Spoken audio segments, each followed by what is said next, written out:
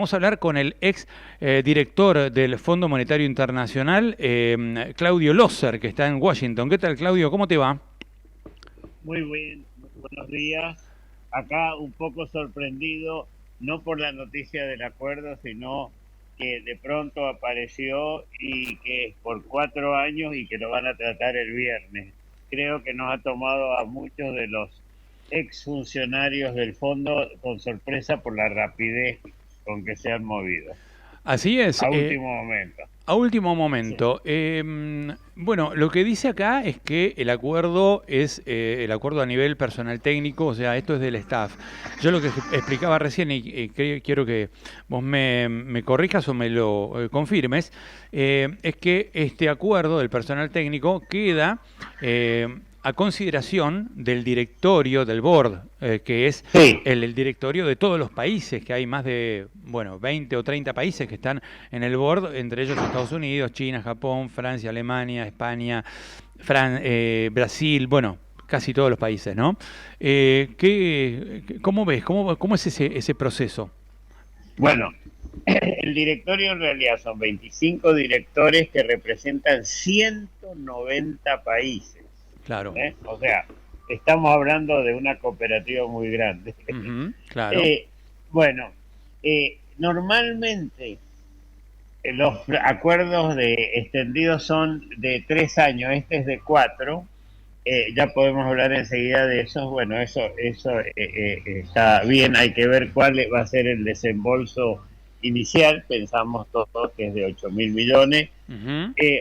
Lo que llama la atención es que sea tan rápido, porque normalmente en el caso más rápido que yo recuerdo, desde el acuerdo técnico que uno llega en México hace algunos años, hasta la junta directiva eran entre 10 días y 2 semanas. Ujú. Claro que aquí hubo varias reuniones informales, evidentemente ya estaba todo prácticamente escrito y armado, salvo una u otra cosa pequeña, y eso en ese sentido no pueden moverse tan rápido, porque tienen que tener un documento ahora, perdón que vaya por la parte aburrida. No, no, está Tiene que haber un perfecto. documento, no solamente la carta de intención de las autoridades, que ya está, sino que tiene que haber un documento del personal diciendo esto es lo que es, bla, bla, bla, y esto es lo que queremos. Evidentemente deben haber estado muy avanzados y bueno, tendrán el documento hoy y lo discutirán el viernes a la tarde o algo así. Y yo diría que el hecho que se haya movido tan rápido no quiere decir de que ya debe haber un consenso importante por parte de los directores para a nivel informal para poder avanzar. ¿Esto quiere decir que el viernes se reúne el personal técnico del fondo o ya se reúne No, el no, board? ¿El board se esto ya reúne? son, esto ya es el Congreso, pongámoslo de esta O manera. sea, esto es, el viernes Esto sería es, la aprobación definitiva y la comunicación de todos los detalles del acuerdo, o esto sería el 21 de abril. Porque me decían ayer que en el gobierno pensaban que el board, el acuerdo final se iba a anunciar el 21 de abril. Pero ahora vos me decís que me puede da ser la el viernes. impresión, Ujú. me da la impresión que no, Ajá. dado lo que dijeron, a menos que digan este es algo inusual, que es decir, vamos a empezar a tratarlo y la semana que viene lo conversamos, lo Ujú. hacemos, pero el 21 de abril no es un buen momento y eso es otro tema, porque no la semana que viene, sino la otra semana, empiezan las reuniones de primavera y el fondo está ya metido en otra cosa, entonces quieren tratarlo lo antes posible en la junta directiva antes que se inauguren las reuniones de primavera del fondo y del banco. En el gobierno ayer decían que había una cifra que manejaba el Triángulo de Hierro. Vos sabés, Claudio, estamos hablando con Claudio Loser, exdirector del Fondo Monetario Internacional, que el Triángulo de Hierro son Milei, Karina Milei y Santiago Caputo, ¿no? Entonces, en el Triángulo de Hierro dicen que manejaban una cifra que era de 10.000 millones para la libre disponibilidad. Ahora, algunos optimistas decían que era 12.000 millones. Hay que ver, porque la cifra hasta ahora que se manejó era 8.000 millones, pero trascendió esa cifra de 10.000 millones. Si esto es así, eh, ¿para qué puede ser ese dinero? ¿Le podrían dejar usar ese dinero para mantener el tipo de cambio atrasado? Yo ya me he equivocado en muchas cosas, así que tengo que tener cuidado, pero yo creo que no. Yo creo que va a ser más cercano a 8.000 millones y Ujú. que de todas maneras no va a ser utilizado para, va a poder ser utilizado para mantener el tipo de cambio planchado. Van a tener que tener otro tipo de medida, usar tasas de interés o quizá flexibilizar el tipo de cambio. O Eso sea, es lo que yo, claro, sí. estaríamos ya, lo que entonces faltaría conocer de este acuerdo es cuál es la contraparte técnica o las exigencias del Y fondo que, respecto de esos 8.000 o 10.000 millones de dólares. ¿Para qué se exacto, pueden usar y para qué exacto. no? En realidad le van a decir qué es lo que tiene que hacer y le van a decir seguramente no podés usarlo, tenés una acumulación de reservas de acuerdo a cómo se pida y eso es lo que tenés que cumplir en los próximos 3 4 meses hasta el próximo desembolso. Muy bien, muy interesante. ¿Y vendrán todos de un saque, taca taca, o mandarán, por ejemplo, de a tramos de a 2.000 millones de dólares para ir fortaleciendo las reservas del Banco Central, ir haciendo operaciones de cancelación de, digamos, de bonos que tenía el Banco Central del Tesoro, estos créditos que se decían, ¿no? Intransferibles que tenía el Banco Central y así Sí. sanear las cuentas del Banco Central.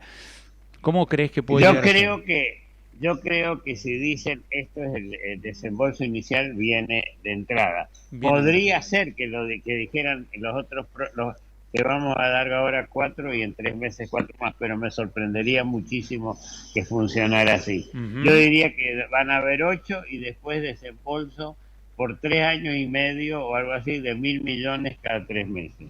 Bien, excelente. Bueno, Claudio, contame un poquitito para terminar, y yo te uso ya como cronista, porque sos un hombre que además de saber muchísimo de economía y de Fondo Monetario Internacional y de tener una gran experiencia, sos un observador muy agudo de los Estados Unidos. ¿Cuál es el clima que hay en Estados Unidos en estas horas, en donde Trump prácticamente le declaró la guerra comercial a China con 104% de tasas? China ahora contesta con 84%, con una contestación muy, pero muy firme por parte de China, y un contexto mundial donde más de 70 países le han pedido negociar a Donald Trump, a Jameson Greer, el USTR de Estados Unidos, que es el representante comercial.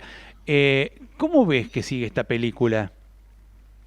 Yo veo que esta película sigue muy mal, los mercados han estado muy, muy negativos, absolutamente, y creo que hoy van a seguir cayendo. O sea, la gente de a pie o de auto viejo todavía no se da cuenta, pero están todos preocupados están empezando a preocuparse por la inflación.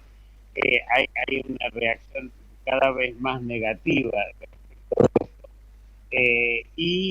yo diría, los mercados financieros están realmente en pánico, no, o sea, no, seguramente va a parar pronto la caída, pero es una caída de 20% que le pegan no solo a los que tienen inversiones directas, sino a los que tienen fondos de pensión y todo eso. Así que el clima es muy nervioso, hay gente que todavía lo apoya en forma importante, pero yo creo que es una situación que no he visto yo en mis muchos años que he estado acá en Estados Unidos. Me imagino, ¿imaginás un escenario de inflación y recesión en Estados Unidos? ¿Puede darse Sí, eso? Ujú. sí, absolutamente. No Claro. es que sea inflación del 100% o del 20%, pero un aumento en la inflación y con el miedo de la gente y con menos ventas al exterior también, y todo eso, y con los problemas en el abastecimiento, digamos, en la cadena de valor, yo veo una recesión importante. Una caída en el crecimiento seguro y una recesión casi segura. Y es cierto, y con esto te libero, pero Elon Musk se ha puesto en contra de las medidas de Donald Trump en cuanto a la suba desmesurada de Sí, aranceles. ¿Cómo puede Está terminar eso? bueno, acá es una guerra entre Navarro y Mas. Hay Claro. que ver, Peter Navarro es Navarro. sí, y yo no sé ahí quién va a ganar. Me temo, o sea, en este caso, aunque no me gusta más para nada, en este caso está del lado correcto. Hay que ver cómo sigue esto porque el MAS ha sido efectivo y ha tenido apoyo en muchos cortes, que no estoy de acuerdo yo, pero es una pelea, puede terminar más yéndose del gobierno, pero eso va a tener un impacto también negativo para Trump. Recordemos que Musk es el secretario de eficientización de Donald Trump, algo así como el Federico Sturzenegger de Estados Unidos, ¿no? El que está a cargo de la motosierra, las Sí. desregulaciones y los cortes. Claudio Loser, gracias, muchas gracias por atendernos, fue un placer y bueno, ahora nos Y, queda todo mucho y más nos claro. hablamos cuando queden claro que me equivoqué. No, bueno, viste, acá esto es minuto a minuto. Todos Exacto. vamos con la información del minuto a minuto y acá no es cuestión de equivocarse, esto es cuestión de interpretar y muchas veces la realidad a veces te pasa por encima y esto es así. Eso es Este, así nomás. lo que no podemos fallar, y me parece que no estamos fallando, es en el curso general de la historia, ¿no? Porque Exacto. acá, digamos, más allá de que haya o no haya acuerdo, la Argentina está vulnerable. Pero bueno, lo vamos a hablar en otro momento. Claudio Loser, Bueno, gracias, ¿eh? muchas gracias. Claudio Loser, ex director del Fondo Monetario Internacional, pasaba por unas cuantas verdades, ¿eh?